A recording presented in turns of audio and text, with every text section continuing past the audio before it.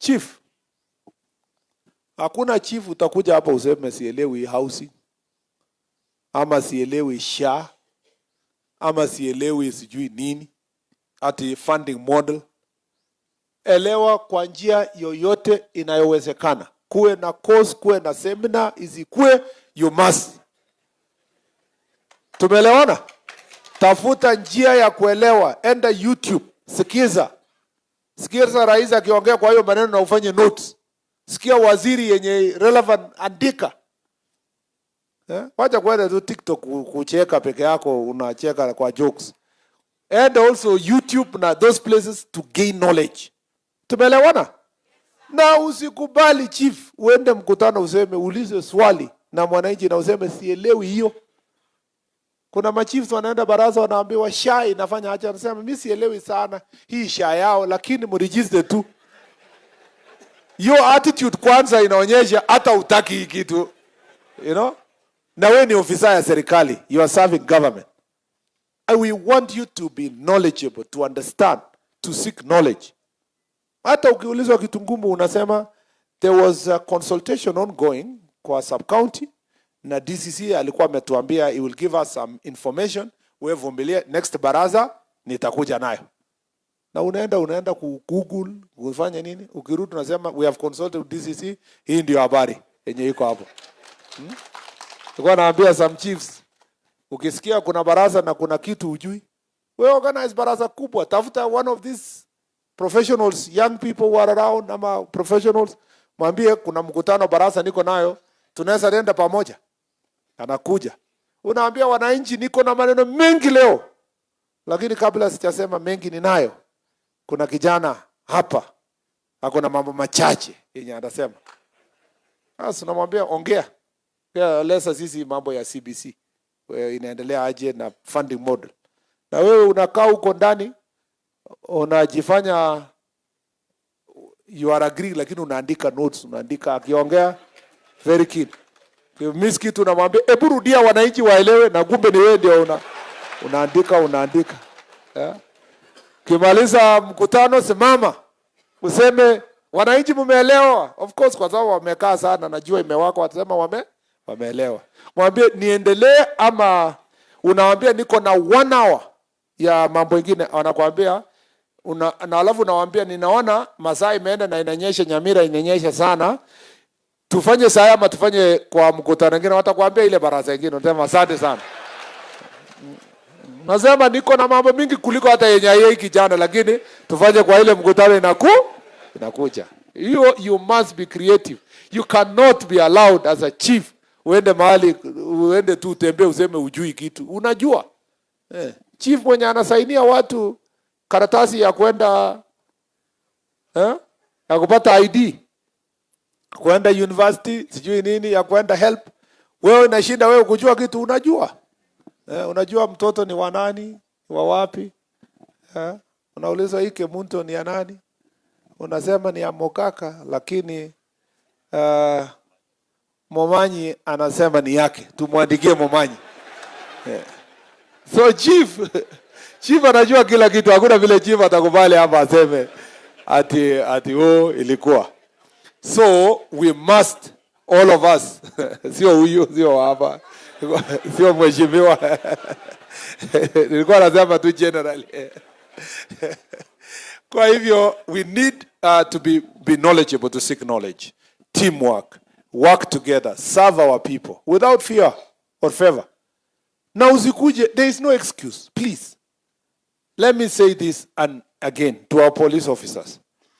It is not an excuse that there was political interference.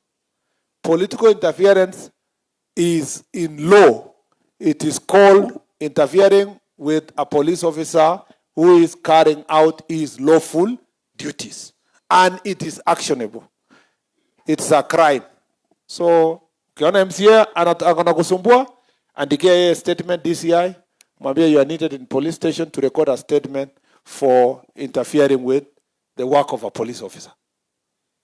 If you love your job, you will face anybody. Now people, because wewe ulipofika your station kwanza, unajua stakeholders. Uliongea na mheshimiwa, uliongea na MCA, Uliongea hata wewe unajua hata aspirants, hata wewe unajua mwenye atapita kura, you know?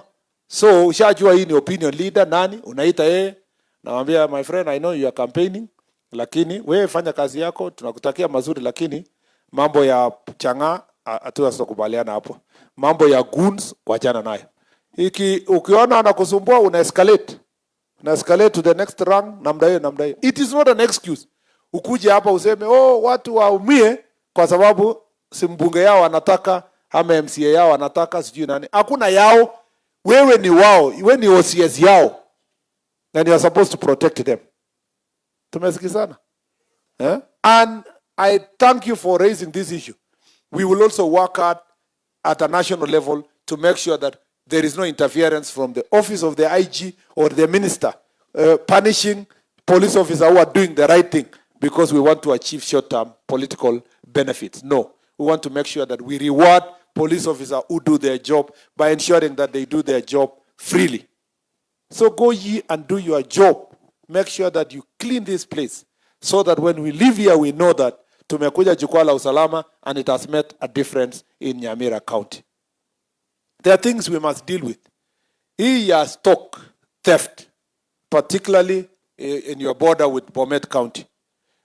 The DIG here is going to increase the number of the ASTU officers who are going to serve there. There are some measures we are putting in place. IG will knows what to do. Some will announce, others we will not. Thank you, Bwana DIG. This will also involve cooperation with the officers in the other county. We understand the question of the vehicle in our leasing program. Even as we wait for leasing program, some of the vehicles yenye iko kwa repair, ikikuwa sawa in the next month or so, we will prioritize the police station that needs the vehicle for patrol to deal with that particular issue, ya mambo ya livestock, even as we wait for the larger leasing of vehicles to assist you to sort that border problem. Here, there will be a special kind of operation that will take place, intelligence-led, that is targeting the buyers, the persons who are networking with them, the butcheries that are slaughtering this, the people who are buying and selling it to other places, and we will cover the forestry that you have requested, and the DIG will tell you later, kabla hatujamaliza kutoka hapa. That is a decision we have already taken to make sure that we solve this problem. I know Osero hapa, asante sana. Mheshimiwa Osero amekuwa akinisumbua. Sasa you can go and do some other job. IG achukue hiyo ya ng'ombe ipambanwe na DIG songe mbele. Sasa wewe enda ujenge police station na ujenge ofisi ya chief. Ya hiyo ingine wacha tungangane kulete officers ya kusonga mbele. Sasa kwa nini ampigi makofi? Amtaki mheshimiwa ajenge ofisi ya chief na police station na kuweka mafuta kwa gari. Saa zingine ikikwama hiyo 450 liters ikiisha weka mafuta. Mimi nilikuwa naona wengine hapa wanaandika kwa gazeti ati Murkomen is encouraging corruption by saying support police officers mwekee mafuta kwa gari zao. Kwani hiyo ni story? Nikawa some of these watu wanaandika magazeti, they have never interacted with police officer. Is it news that mafuta ya police for the longest inaisha before the end of the month? It's public knowledge. The allocation we give our police officers ni 450 liters. Alafu polisi akisema mafuta imeisha unaita yeye corrupt. Tuaje ujinga. Let's also be reasonable. Mafuta imeisha, it is 450 liters. What did you want the police officer to say? That niko na mafuta ingine? Hapana. The thing is that the only difference between me and others is that I have faced this problem head on. I have given our police officer opportunity to express these issues openly, to say it to the public, for people to understand, so that they understand that mafuta under the leasing program ends before the end of the month. And I have not also just spoken. We have agreed with Treasury that the allocation per month should move from 450 at least to 650 to start with, to assist our police officers to songa mbele. And even then, as we progress, we want to appreciate county governments, members of parliament, business community that have been supporting our police officers. When they get stuck somewhere, they support mafuta. Some people have donated vehicles to our police officers, and we appreciate. Some people have built police stations, and we appreciate. Yeah? Some people have given food sometimes to our police officers. Not because they don't have food, but because they have a good relationship. Wanatembelea, wanasema tufanye namna hii. Some people have even gone to paint their police station to make it look better. So, ati sasa hiyo ni mtaita corruption hiyo? No, that's a good working relationship between the public and their police officers. Corruption is where the police officer is asking for money in exchange for service. Anakuambia, ukitaka ni kusot, weka kitu hapa. Yeah? Ukitaka ni ignore mambo ya insurance, weka kakitu. Ukitaka ni kurekodi statement, weka kakitu. That is corruption. And we are dealing with corruption head on. And that's the thing I'm coming next to. Please, kitu yenye natuumiza na wananchi ni mambo ya corruption. And I want us to agree from here. Kwamba for a chief to do succession, you don't have to take money from one family as against the other. From the sons against the daughters. Sijui from who against this one. For our police officers, tuwache kitu kidogo. Base commander ulisahau hiyo. Kusema sasa hii kitu ya kuchukua kwa barabara tuwache. Yeah? Ni ile tu ulisahau, si ati ni. Yeah? Lakini wewe unajua tu kwamba ni kitu yenye lazima tuwache. Tuwache mambo ya corruption. And we must confront corruption head on. It must really, we will take serious disciplinary action against officers who are engaging in corruption. So, stock theft. On defilement, nawaomba sana chiefs.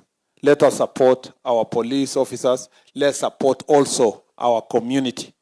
Let us bring these cases out. Our officers, don't come to Nyamira with a predetermined mind. Unafika hapa unasema, Wakisii, kawaida yao, wako na FGM. Wamekuwa tu wakifanya. Hata kwa hospitali, wanakeketa wasichana yao.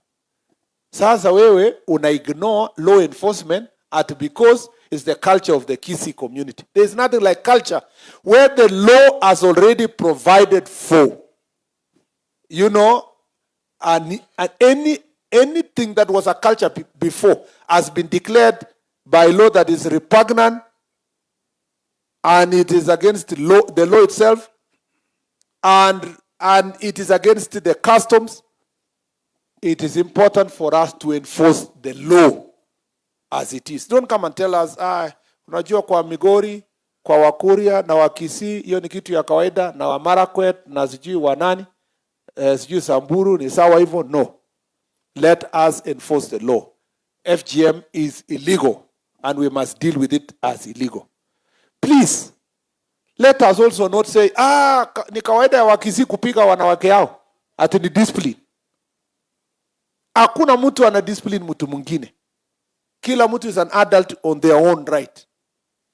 Let us create good environment for reporting gender-based violence in our homes.